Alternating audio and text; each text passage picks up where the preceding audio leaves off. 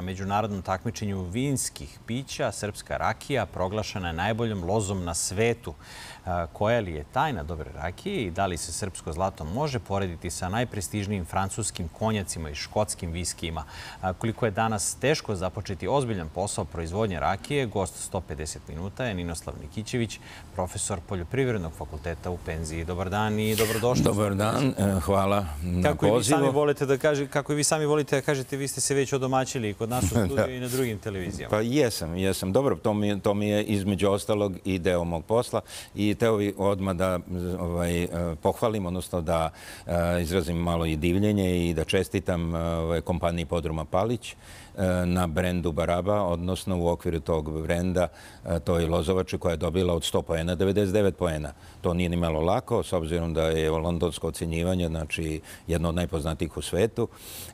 Ima 2 londonska ocjenjivanja, ovo je jedno, tako da svaka čast. Recite mi, zašto, da li se to meni čini ili je kod nas zapravo to pečenje rakije od grožđa nekako zapostavljeno u odnosu na drugo voće? Mislite od vinove loze? Od vinove loze, oprostite. Da, grožđene rakije ili od vinove loze. Mislim, ja sam naučni radnik, profesor, pa onda moram da se izražavam kako treba. Da, tu su piće tipa konjaka kao što je naš vinjak, tu je lozovača, tu je vinovica, steljovača, znači razna pića, komovica. Isto je to. Isto je to, samo što je sirovina za proizvodnju grožđenih rakija, da opet ponovimo, vinova loza, raznih sorti ima, a za voćne rakije, znate, u okviru voćnih vrsta, recimo voćna vrsta je šljiv, imate brojne sorte, u okviru voćne vrste kruške imate, mi to delimo Kruškovače Vilijama, u okviru kajsije brojne sorte, tako da lepeza mogućnosti proizvodnje voćnih rakija od baš voćnih sirovina je daleko veća nego od grožđanih. Znači, u tome je poenta, ali kažem... Da li to ima razlike kada je sorta u pitanju?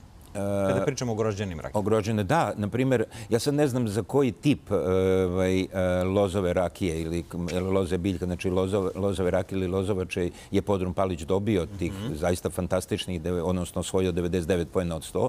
Pretpostavljam da je nemirisna sorta, jer mi, ocenjivači i profesionalci, veoma cenimo u posljednjih 35-40 godina, po ugledu na Italijane i njihovu čuvenu grapu, cenimo lozovače od muskatnih sorti, kao što je muskat Hamburg, Demir Kapija, muskat Otonel, Traminac, Župljanka, Neoplanta, Kladovka. Znači, ta vinova loza koja u svom sastavu ima te mirisne alkohole, takozvane terpenske alkohole, da ne smaram sada auditorijum, linalol, geraniol, citronel, alfamine, oni mirišu na cveće, na livadu, na šišarku, bora. Znači, izuzetno mirišljave, ali normalno, kad je u alkoholnom obliku, onda ne treba ništa da bude nešto ekstra mirišljavo, znači to tehnologija odradi kako treba, a imamo i nemirisne, normalno, i lozov destilat ide na starenje i sazrevanje u hrastovu burad, komov destilat ide na starenje i sazrevanje. Često me pitaju, pa koje pića idu u burad? Ne može svako. Recimo, nikada Vilijamovka, rakija od maline, kupine, trešnje, višnje, jabuke može da ide, ali ako je naročito je odlična, ako je rađena po Calvados postupku, odnosno od jabuke se dobije sok, od soka vino, vino se predestiliše i takav jabučni destilat ide minimum 3,5-4 godine u hrastovu burad. Francuzi su zaštitili, to je jedno od 5 zaštićenih, čuvenih francuskih zaštićenih pića. Imamo 4, u stvari imamo šampanjac, oni prvi zaštitili, zatim konjak, armanjak, Calvados iz Normandije i Bretanje. I na našim prostorima se proizvodi piće tipa Calvados, jer mi nismo, mislim, Francuzi su zaštitili tehnologiju, znači od početka pa do kraja. Znači, bitno je da zaštitimo tehnologiju. Da li mi štitimo tehnologiju? Ne. Ne. Do sad nijedan tehnološki postupak proizvodnje nijednog našeg jakog alkoholnog pića, a ja bih voleo bar jedno, i to prvenstveno šljivove prepečenice, u međunarodnim okvirima. Znači da se zaštiti tehnologija, kao što su Francuzi to uradili sa konjakom, u konjaku, kao što su uradili sa Calvadosom, kao što su Meksikanci sa tekilom. Poznati su naši brendovi. Evo, na primjer, sad Podrum Palić, on je osvajanjem zaista ove, mislim, izuzetno izuzetno je teško dostići 99 poena. Ima dve skale, jedna od 0 do 100 i jedna po modernom Buchs-Baumanovom sistemu od 0 do 20, gdje se ocenjuje boja, bistrina, tipičnost, miris, ukus.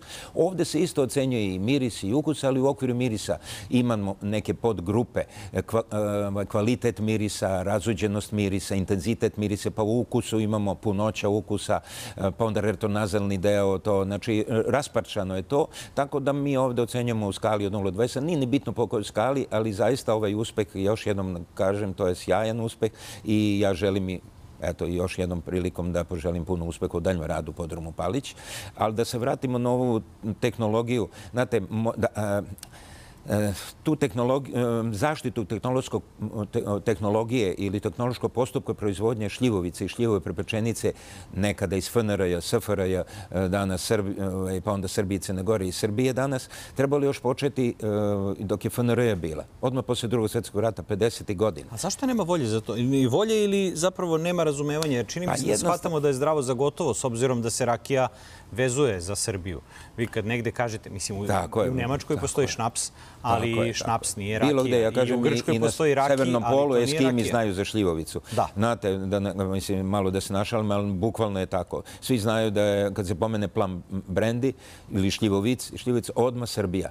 A međutim, jednostavno, na tim takmičenjima svetskim, u Londonu, Tokiju, Moskvi, Kaliforniji, imam, mislim, i u Čikagu, nešto u Bordeauxu, mnoga jača, jaka alkoholna pića, prvenstveno voćne rakije osvajale su prvo mjesto, ali to je jedan sjajan reklamni adut za tu kompaniju i taj brend od neke kompanije, ali sa stanovišta interesa Srbije mi moramo, da ne kažem od juče, što kaže koliko već sutra da počnemo, ima jedan lisabonski aranžman kako neka zemlja zaštićuje neki svoj proizvod u međunarodnim okvirima. Dakle, početi sa tim? Geografsko pre... Ko treba da počne? Jednostavno, pa trebalo bi ipak, što kaže vlada, da da inicijativu. Ja sam spreman sa mojom ekipom, to su sve ozbiljni, znači sve provereni, znači i profesori i ocenjivači, da se mukotrpnim radom napravi jedan ozbiljan elaborat, da se konkuriše u Evropskoj uniji, da se, što kaže, zakuca na vrata te zaštite, kako bi rekao, ima tu tačno koraci kako treba, da sad pred kamerama ne elaboriram to, znači, ali to bi ozbiljno trebalo da se pozabavimo, jer ništa nam ne vredi ovaka lepa priznanja ili ono pre nekoliko mjeseci u decembru, bio sam na brojnim televizijama, da je vest da je šljivo prepečenica iz Srbije, čuvena srpska šljivo prepečenica, došla na listu UNESCO. Mislim, nijedno jako alkoholno piće do sada nije ušlo. Srbije, znači ta šljivovica iz Srbije je prvo jako alkoholno piće koje je došlo na tu listu. Mi smo konkurisali to prvo 2013. pa zbog nekog nespretnih koraka u tekstualnom delu aplikacije za tu nagradu i za to priznanje odbijeni smo, ali evo, pre 2 godine isto smo konkurisali i u decembru prošle 2022. smo primljeni. Ajde da vam postavim jedno pitanje, možda je nezahvalno pitati vas, ali razumećete me kad vas budem pitao. Da li možemo da kažemo da postoji crno tržište rakije u Srbiji, s obzirom da je poznato da svako domaćinstvo pravi svoju rakiju, svako ozbiljno domaćinstvo koje ima voćnjak? Pa ima. Sigurno mi to zovemo sivo tržište. Znači nije crno, ipak je sivo. To je malo blaža varijanta crna. Ali daleko manje nego ranijih godina. Ipak ja sam dugo godina bio član komisije i predsjednik komisije, član u stvari radne grupe za donošenje nacrta zakona, pravilnika. Povukao sam se 2009. godine. Tako da mi smo svakodnevno radili. Naši pravilnici i naši zakoni su bili uvek ispred zakonika Evropske unije. Sad normalno prilagođeni smo 2016. Ušli smo, znači naš zakon, taj je istovetan kao i zakon Evropske unije. Ipak ima pomaka u kvalitetu šljivove prepečenice i na splavovima i u restoranima. Ako išta sa čime mogu i ja i članovi moje komisije, da tako nazovem, znači ljudi koji su godinama oko mene, ocenjevači, da budemo zadovoljni, to je da ipak kvalitet se poviša. Ali ima, znate, ima mnogo onih koji neće da čekaju 4-5 godina šljivov, lozov, jabukov destilat, kajsijev destilat ili komov destilat da prođe 4-5 godina u hrastom buretu. Jer ako nije bar 4-5 godina u hrastom buretu, nauka kaže od 500 litara, neće se formirati taj vanilinski kompleks složen, odnosno nećemo imati plemenitu aromu koji se zove buke. I onda hoće alternativna sredstva ili daščice ili čipseve razne ili dobro, karamel je zakonom dozvoljeni, glicerin to je jedino što je dozvoljeno, ali razni čipseve, mi to prepoznamo. Znači, on misli sa 2 meseca danas se to moderno kaže barikiranje. A on će sada doda čips i to će onda da nadomestiti 4-5 godina. E pa ne može. Ne može tako, jer to je onda protiv zakona i to ne ulazi u zakonsku regulativu. Čak i kada je moderno barikiranje u pitanju, ipak mora da bude minimum 4 godine, a da ne pričamo o barikiranju nekih 12 godina. Barik to je bure od 225 litara, ali nagorevanje, znači ima 5, ja sam u mojim knjigama stavio, ima 5 stadijuma nagorevanja. Da li je pola milimetra, milimetar i po 2, 2,5, 3 ili preko 3, to je za ono malte neugljenisano, za one čuvene škotske viskije, kao što je Talisker, Lagavulin i šta znam, ali to nije specifično za voćne rakije. Voleo bih za kraj samo vrlo kratko da vas zamolim, prosto žao mi da dođete u goste, a da ne promovišemo knjigu 9. po redu, ako se ne varam. Da. Mene je čudo kako prošli put kad sam dolazio nisam. To je sjajna jedna divna knjiga, priručnik za senzorno ocjenjivanje jake alkoholnih pića, koliko je meni poznato, za ocjenjivanje viskija postoji, konjaka postoji, vina postoji normalno već godinama, decenijama, ali za jaka alkoholna pića uopšteno, jer tu je obuhvaćeno ne samo voćne rakije, grožđene rakije,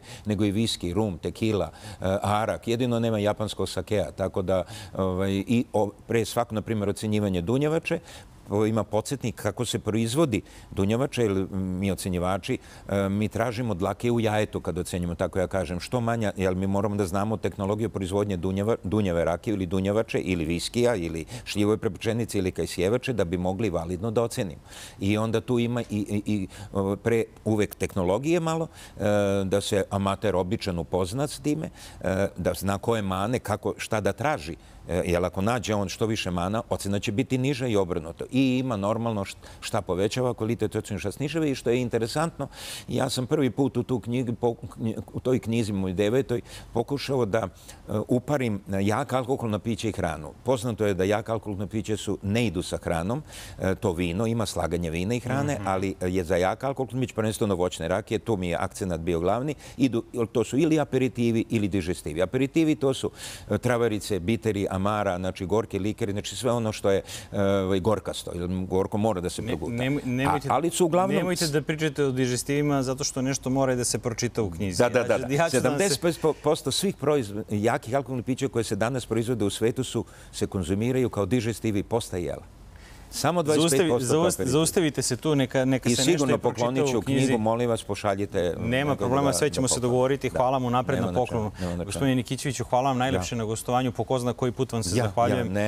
I hvala vam što se bavite svojim zaveštanjem. 9 knjiga ostaće za nekoga. Kako ste i sami rekli. I 10. iduće godine, samo da me zdravlje dalje služi. Kako ste i sami rekli, neke profesore treba podsjetiti da oni služe da napišu knjige, a ne da predaju iz tuđih knjiga. Hvala vam najlepše na gostovanju 150 minuta. Hvala i vama. Rakija se proizvodi širom Srbije. Mi idemo do Gornje Trepče gde je Milena Sokić. Milena, kako izgleda proizvodnja rakije? Miloše, dobar dan tebi, dobar dan svim gledaocima Prve televizije. Tako je, Viljamovka, odnosno ovo su dani koji su nekako veliki i značajni za srpske rakije. Nedavno je Viljamovka dobila značajno priznanje u svetu, a sada već i Lozovača ulazi u to slavno društvo svetskih pića. Ja se nalazim, kao što si rekao, u Gornjoj Trepči i slobodno mogu reći, u pravom smislu reči, slikom i rečju, ispred muzeja srpske rakije kod Cana Minića, proizvođača. Cane, dobar dan i hvala što ste izdvojili vreme za gledaoce Prve televizije. Na samom početku recite mi po čemu se to Lozovača sada razlikuje od ostalih rakija? Pa samo da napravim jednu ispravku, to Donja i Gornja Trepča, ja sam samo iz Trepče, da ne bi brkali to Donja i Gornja. Inače, što se tiče Lozove rakije, ovo što držim u ruci, to je Lozovača iz 2007. godine, koja je pobedila u Knjaževcu, a bila je stara 39 dana. I tad je rekao profesor Nikićević, nemojte, neće vas ništa iznenaditi od Cana i pored šljive, kruške i svega ostalog što je slao, eto, jer tu su mnogo interesantne rakije, kako kažemo mi, od grožđa. Tako da su tu baš je imalo mnogo rakije iz Bugarske i iz naše zemlje i ostalih zemalja. I da pobedi rakija od 39 dana, to mi je bila jedna od najlepših pobjeda ili, kako da kažem, najslađih u karijeri. Cane, sudije su ocenile lozovaču magičnim pićem. Recite mi, kako vi pečete lozovaču?